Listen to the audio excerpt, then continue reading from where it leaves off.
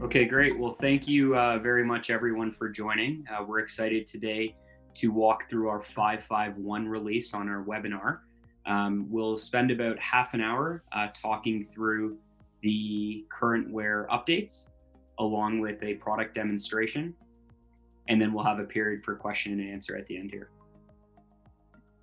With respect to who's helping out here today, it's myself, Neel Lukka, the Managing Director of CurrentWare, along with Sai Kit Chu, who's one of our product managers.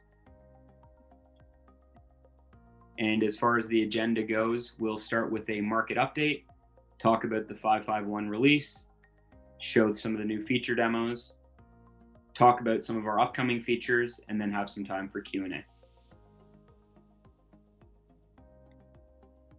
First off, from a market perspective, we're all entering almost the fourth month here of working from home and remote work during the coronavirus and COVID pandemic.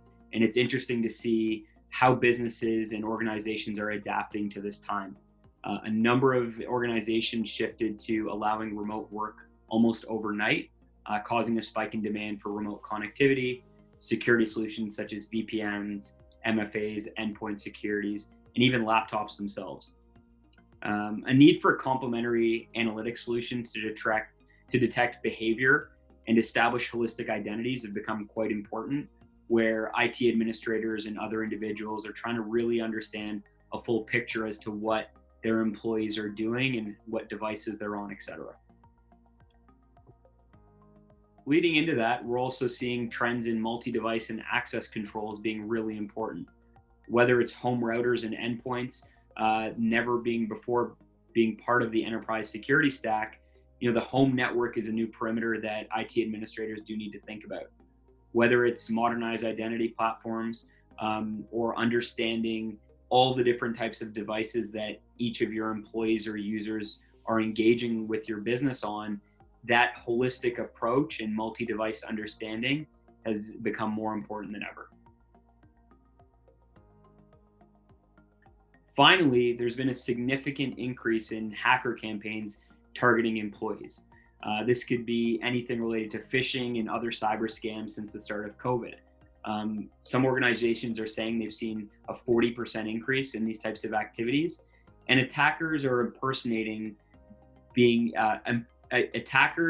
impersonations are being done via text message, email, social media, phone, etc. So if you haven't established a clear policy as to how your organization communicates with its users or employees, hackers are taking advantage of that. So alerting and more active monitoring are issues, and thresholds of understanding what security breaches need to be looked into are also very important at this time. So let's jump into our version 5.5.1 release and talk about some of the new features that have come up recently. So first off, this isn't a new feature, but we did want to just discuss this and talk about it a little bit because it's something our team is very proud of, which is our new knowledge base. So on currentware.com/support, our team has built up a new knowledge base that is searchable. It's got a lot of good information for questions related to the product. Basic support issues can also be investigated on this platform. So if you haven't checked out our new knowledge base yet, feel free to do so. And also, if you have suggestions of ways that we can improve it or any missing information, do let our team know. Jumping into 5.5.1, from a browse reporter enhancement perspective, the three major things we wanted to cover today are listed below. The first is, adding web page titles to website reports. So whether that's sites visited or social media activities, this was a request from some of our customers to understand in more simple fashion what websites or videos or pages were actually being visited. So if we use a simple example of YouTube being visited, we now have the ability for it to say the title of the video on the browse reporter reports, and Sai will show that to you in a few minutes. So that's a nice enhancement that we've made to the reports. The second is a very, very large update related to idle time tracking. And I'm going to go into this one in a bit of detail, which is the ability for us to use the mouse and keyboard movement to determine if a computer is inactive and allowing us to update reports to filter out idle time. And the third is related to website tracking being now compatible with Edge Chromium. So if we dive into the idle time tracking in a little bit more detail, I have a comparison here where on the idle time off graph, it's showing that that new feature is not being used, and on the right side, it is being used. So in this example, we're saying that an employee, Pam, works from 8 a.m. to 7 p.m., and her computer does not stand by or get shut off overnight. So on the left side, if we didn't have this idle time feature turned on, it would show that the red bars, which in this example were Google Chrome, were being used throughout to the end of the day. However, with idle time being enabled, after 20 minutes of Pam not moving the mouse or touching a key, our system would say that she is now idle and would stop tracking that she was using Google Chrome. So this is a major enhancement that was requested by a number of our customers and inquiries about this. And it was an improvement that our team thought was important, especially given the time where maybe remote shut off or standby is not done in the way that was originally faceted when they're in the office. But if someone does leave their computer on all night, the reports were getting skewed. So this is a major improvement that our team had made. Next, we'll go into AccessPatrol enhancements. So the first one is adding file size to file operations history report. This was requested by a number of our customers to understand the types of files that were transferred, but also the size. So understanding, is someone transferring a 100 megabyte file, or is it just 1 kilobyte, for example, and being able to track that. A lot of improvements were made to the actual types of devices and how they were being blocked, related to the network share drive, DVD and CD blocking capabilities, separating the image devices, and blocking USB printers and print spoolers. So just a lot more granularity as it came to the types of devices that could be blocked or controlled. Some other enhancements that were made were we also made it compatible related to with Edge Chromium for browse control. And then from a general CurrentWare perspective, we improved the Active Directory synchronization, allowed IPv6 client connections, and also merged the email settings for Browse Reporter and AccessPatrol. The Active Directory sync, some of you may have already used the import function, but now we're going to be able to synchronize it between updates and users, etc. There were also about 20 other bug fixes and improvements, and I'm now going to pass it over to Sai, who's going to take over and walk through some of the improvements and features in more detail. Just going to give us one moment here to transfer it over.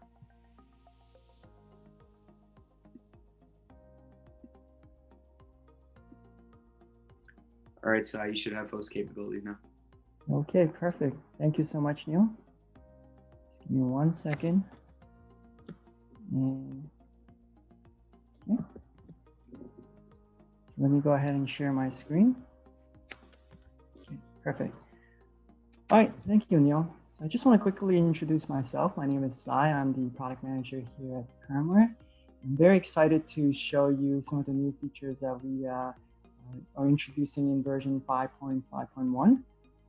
Neel gave you a quick introduction. So what I'm going to do is actually jump right into the console and show you how some of those new features work. The very first feature we're going to talk about is from Browse Reporter, and this is our web page title tracking. So this is a really exciting new report because we now have the ability to not just track the domain, but the title as well in the detailed report. So for example, if you're a Browse Reporter user, you're already familiar with sites visited and URL categories visited and social media.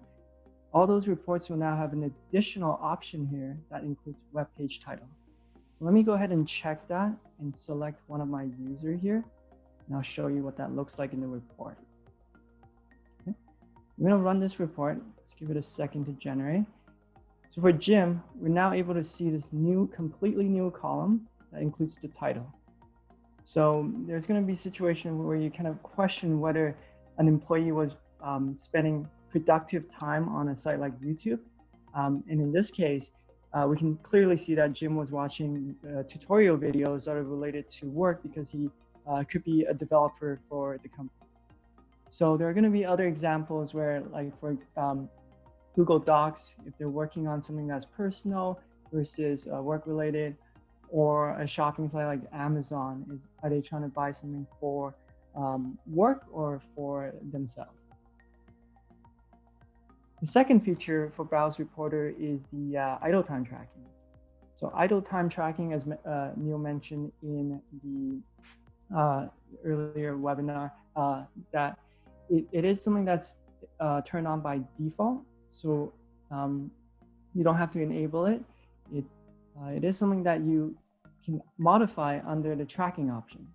So once idle time tracking is enabled, we say that 20 minutes of inactivity from keyboard or mouse will trigger the idle time. This is something you can fully customize. If you want to reduce it, that means it will go into idle time much faster. Or you can increase it if you want that to be a longer period of time. When you go to run report, every single report will have idle time included. And there's going to be an option here to include or not include idle time. So even though we're tracking the data, you could decide later on whether to filter it out or just keep it in the report as well. I'm just going to select one of the reports and show you how that looks like my idle time. We got Pam here. And just run that report again. No, 7 days. Oops, sorry. Right there. Okay, so this is with idle time included. And what I'm going to do is minimize it and run it again without idle time, which is the default option. And then you can see that it's going to be a much cleaner activity report showing without the idle times when she's logged off the computer. Okay, next I want to jump into AccessPatrol and show you some of the new features in that solution. So under AccessPatrol, if we go into device blocking, there are 4 changes in this window. The very first change is the CD and DVD. We've added a new option to block software from opening. So not only do we block you from using the software, if you open any of these software that are related to DVD or CD burning, it's actually going to prevent the user from launching these applications. Next, we separated the imaging devices. It used to be one single item, but we now separated it into scanners, as well as cameras and webcams and other imaging devices, so you can have more control over the permission. Third, we got the block printers. So now you can officially block USB printers, as well as the last item here, we got block network share. So if an employee on your network creates a network share, other users cannot access that network map folder. Okay, moving on, we got a new report in AccessPatrol. So in our file operation history report, we now have the ability to track file size. So when somebody transfers a file over to their USB device, we now can track how big that file size is. This can help you detect any security issues if your end user is transferring something that's much larger than they should. So let's run a report here. Okay, so for Henry, we've got a few activities here. In this new column right here is where the file size is. So you can sort it on the report to see exactly which file is the biggest file and whether that file is going to cause a security threat. Okay. So now we're going to jump into the other new features on the CurrentWare console. First one is a huge improvement to our import user Active Directory import. So you can import users from your Active Directory, but in this version, we've enhanced that greatly and added synchronization. So if you enable AD sync, what happens is, let me show you that in the user mode. These folders, accounting, engineering, IT, management, sales, and services are synced from Active Directory. So if I expand this, what you'll notice is you cannot move the users to a different folder, and you cannot delete the user or the folder. So it's syncing directly with your Active Directory, and it does that every 24 hours. There is the option to sync now if you need to sync your Active Directory in a faster manner. And then at the very bottom of that, so let me collapse this. At the very bottom of that structure, there's a non-AD user group. And these are users that you manage through your work group or folders that are not in Active Directory. So these users, you can move into different folders and manage them differently. So we do separate the Active Directory user and the non-Active Directory user. The next improvement with the CurrentWare console is the email settings. We've now merged the email settings from AccessPatrol and Browse Reporter into one single window. So you only have to set this up once, and you'll be able to send out email reports and email alerts to both of our solutions. And then lastly, we have the ability to enable IPv6 support for client connection. Because of the rise in remote workforce, we're seeing a lot of VPN connection from outside the network. And some of these setups use Microsoft Direct Access, which is IPv6 only. So we recognize the need for supporting the IPv6 protocol. So that is now fully supported on all client connection. So that's the last feature I want to show you. We did fix a lot of bugs and improvement in this as well. We're very excited for you guys to try out the new version after the webinar. Okay, Neel, I'm going to pass it back to you.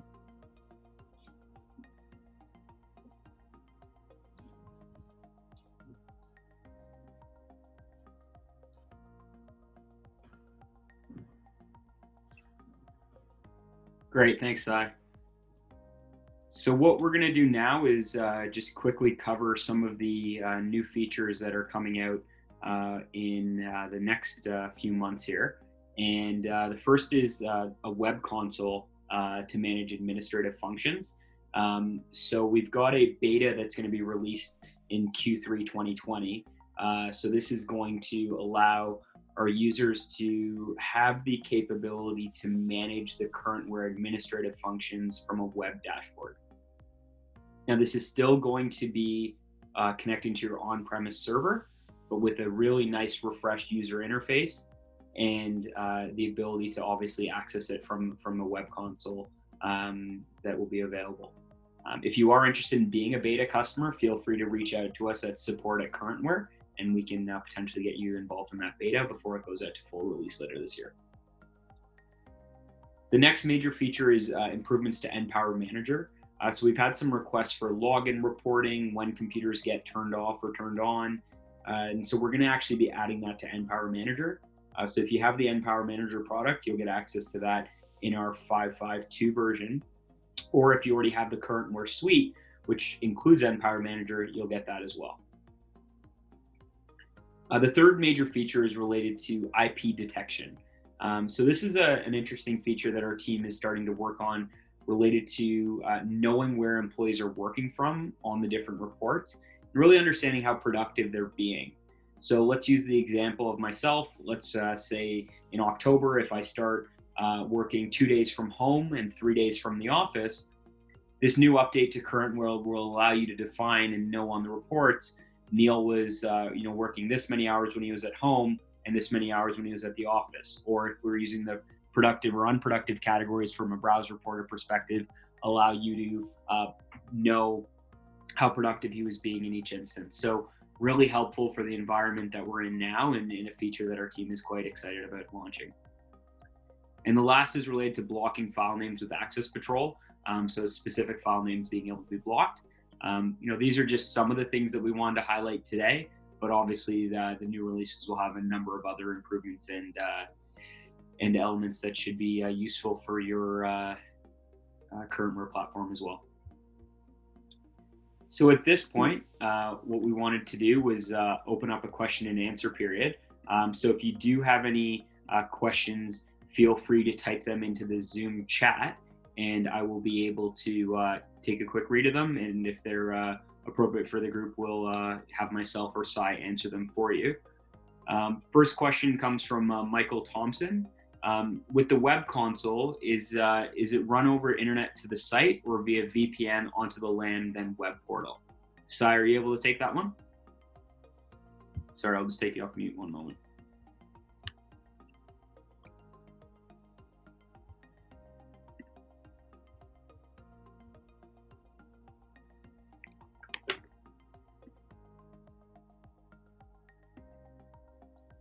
Sai, can you speak now? Yep, I can. Perfect. There we go. Yeah, perfect. Sorry, Neel, can you just repeat that question? I'm not seeing it on my chat. Yeah, so it's with the web console coming out, will it be run over the internet to the site or via VPN onto LAN, then the web portal? Okay, that's a great question. Both options are available.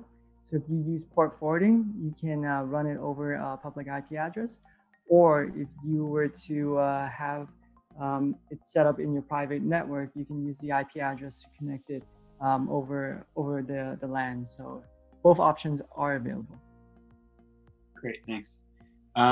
Next question was from Michael Amador. Will you be implementing screen recording? And if so, can you set the specified recording times and intervals? Great question, Michael. At this point, it's not something that we are going to be building in the next 6 months. With our product team, we're always looking for feedback and improvements to the platform. What we've found with screen recording is it can be quite onerous on the CPU's kind of usage. And so we haven't implemented it, but it doesn't mean that we won't be looking at that in the future. Next question from Chuck. Any thoughts about CurrentWare providing cloud hosting instead of having the database reside on the client server? Yeah, that's a great question, Chuck. We are actually going to be launching a cloud version of the product in 2021. Obviously, the first step is getting the web console out and some of the other features, but we are looking at launching a cloud version to allow those customers who do want to have everything hosted in the cloud have that available. Neel, I just want to add on top of that, some of the cloud provider like AWS and Azure has the ability to install Windows on them. So as long as you have Windows installed, you can install CurrentWare Server on it. So technically, there is a ability, a stepping stone to have CurrentWare on the cloud. Perfect. And actually that loops into the next question from Gordon. Any integrations with Azure AD? Okay, so if you're referring to the AD sync with Azure, right now it is just on the Microsoft Active Directory. So we don't have the integration with Azure Cloud yet. So that is not available, but you could use the traditional method of importing it either by a text file or the ability to import it, detect the user when it logs in online, when the CurrentWare client is installed. Okay, perfect. Michael had a question about screen rotation. Michael, we'll have the product team look into that and send you an email after, so I'll make a note of that. And I think there was one question that got emailed in before we started that was just talking about AccessPatrol and the alerting. So with respect to AccessPatrol alerting, how it works is you set up certain alerts and they can work from remote or from the office. And so if an individual, for example, is not allowed to plug in a USB device and they do plug it in, you can be alerted in that moment that they have tried to plug something in, or similar things for transfers, etc. So that's a helpful feature, especially when individuals are not necessarily at the office. And then it had one other question that was emailed in related to the idle time feature, because I know we announced it on our blog. So they were asking some of the best practices around how to use that. Obviously, there are times where someone may be working and they don't move or touch their mouse for 10 minutes, 15 minutes, etc. Maybe they're watching a productive YouTube video like Sai mentioned, or they are on a conference call. So we have recommended using the 20 minutes as the buffer for the idle time. You can change that to the extent you want to be a bit more strict and say, look, we don't need our individuals to be watching videos or on conference calls. So you can change that to 5 or 10 minutes. 20 minutes is the best practice that we recommended.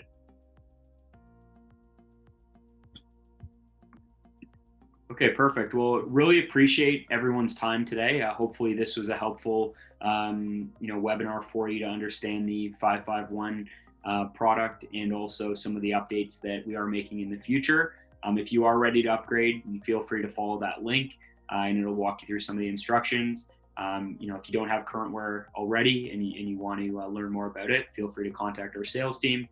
Maybe you're a customer who has some questions and we can help out with our support side. So thank you very much. Really enjoyed doing these and speaking to our customers, and hope to do another one of these for you soon. Thanks.